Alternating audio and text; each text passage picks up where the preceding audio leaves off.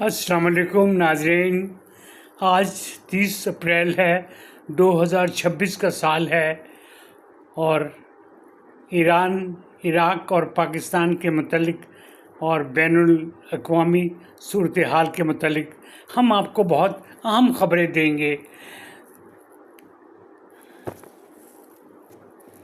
گزشتہ ہفتے میں امریکہ اور ایران میں زبردست کشیدگی پائی گئی۔ پوری دنیا میں ایک زبردست تفتیش کی لہر پھیل گئی اور سب پریشان ہو گئے۔ خلیج کی صورتحال، تیل کی عالمی منڈی، سفارتی بیانات، فوجی تیاریاں اور عالمی سیاست کو ہلا کر رکھ دیا۔ ایران اور امریکہ کے درمیان ایک سلگتی ہوئی آگ کو ٹھنڈی کرنے کے لیے ایک خاص قوت درمیان میں آ گئی ہے۔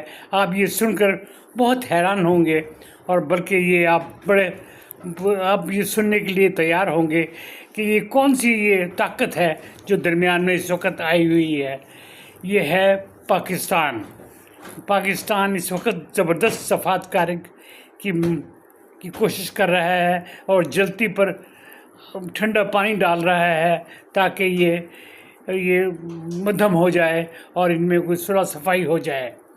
کئی ملک تو سپائلر کا کام دے رہے ہیں، جلتی پر آگ کا کام دے رہے ہیں، لیکن پاکستان ان میں سے ہرگز نہیں ہے۔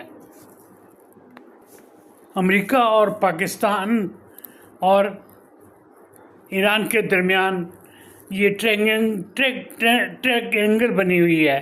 پاکستان دونوں کو ایک سٹیج پر لانے کی کوشش کر رہا ہے، ایک میز پر بٹھانے کی کوشش کر رہا ہے، اور ان میں بہت زبردست سفارتی کوشش کر رہا ہے، اور اپنی پورا تن من سے اس کے اوپر اپنی نظریں جمائے ہوئے تاکہ یہ ان بیلنس نہ ہونے پائے۔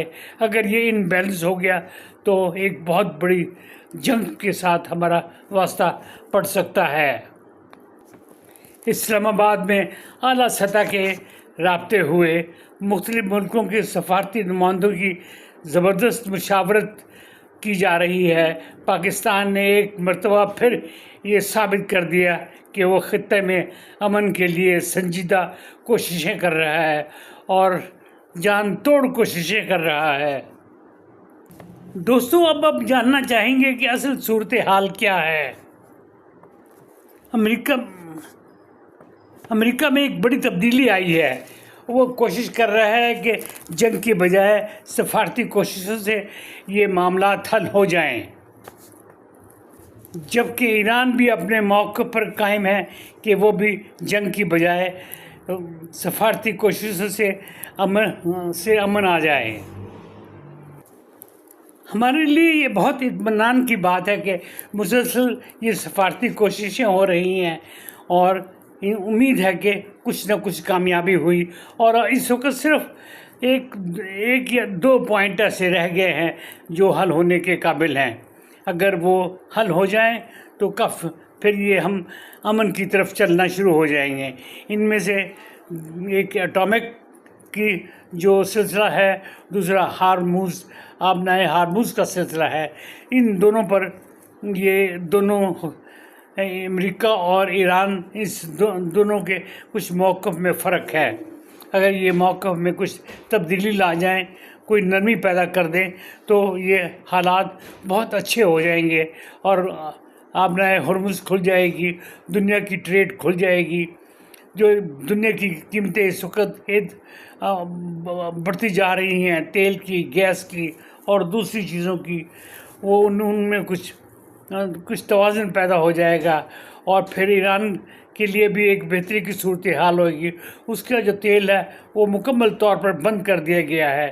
وہ ایک قطرہ تیل بھی وہ اپنے ملک سے باہر نہیں جانے پا رہا ہے، کیونکہ امریکہ نے پوری طرح اس کو چاروں طرف سے گھیر رکھا ہے کہ اگر کوئی اس کا جہاز جائے گا تو اس کو وہ نشانے پہ لے گا۔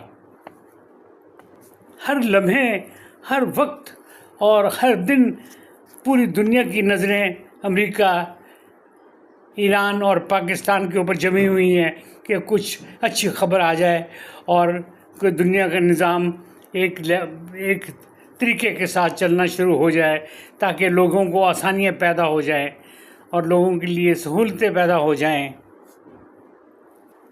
دوستو، یہ سوال ضرور آپ کے ذہن میں آتا ہوگا کہ آخر وہ کون سے مسئلے ہیں کہ جس کی وجہ سے ابھی تک یہ امن کی طرف یہ دونوں ملک گامزن نہیں ہو سکے۔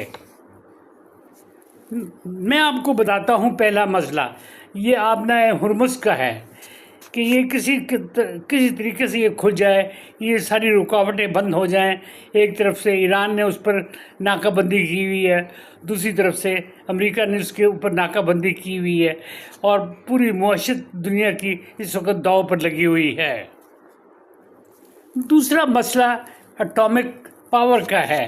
وہ امریکہ کسی قیمت میں نہیں چاہتا کہ آج یا اگلے کچھ سالوں میں یا کبھی بھی یہ جو ایران ہے کبھی بھی وہ ایٹمی پاور نہ بن سکے۔ وہ چاہتا ہے کہ یہ اس کو اٹامک کے سلسلے میں اس کو جڑ سے بالکل اکھاڑ دیا جائے۔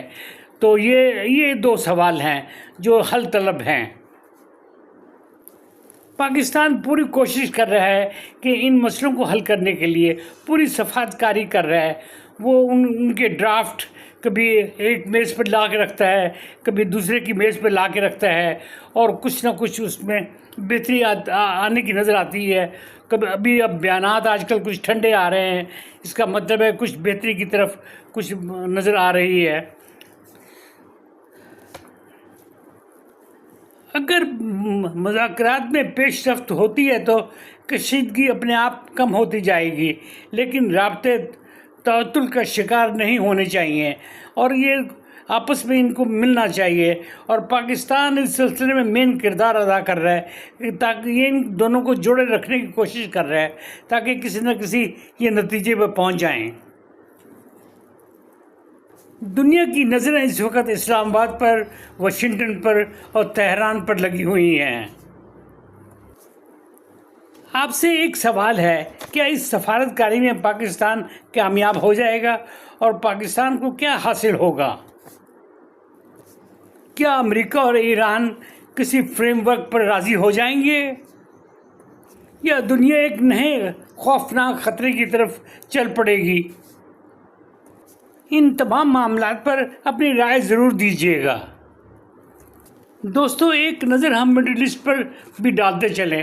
وہاں پر یو اے نے اعلان کر دیا ہے کہ وہ انڈیپینڈنٹ اپنا آئل کا کام کرے گا۔ اس نے تمام فورموں سے اپنی لا تعلقی کا اظہار کر دیا ہے، اور پاکستان کے لیے بھی بڑی مشکلات پیدا ہو رہی ہیں، اور سعودی عربیہ کے ساتھ بھی کچھ اس کے اختلافات چل رہے ہیں۔ پاکستان کے لیے تو اچھی خاصی مشکلات پیدا ہو سکتی ہیں۔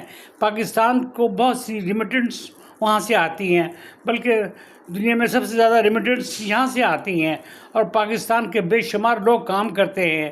کیا یہ لوگ واپس آ جائیں گے؟ کیا یہ یو اے ان لوگوں کو واپس بھیج دے گی؟ اب جو ایک اور صورتحال نظر میں رکھنی چاہیے۔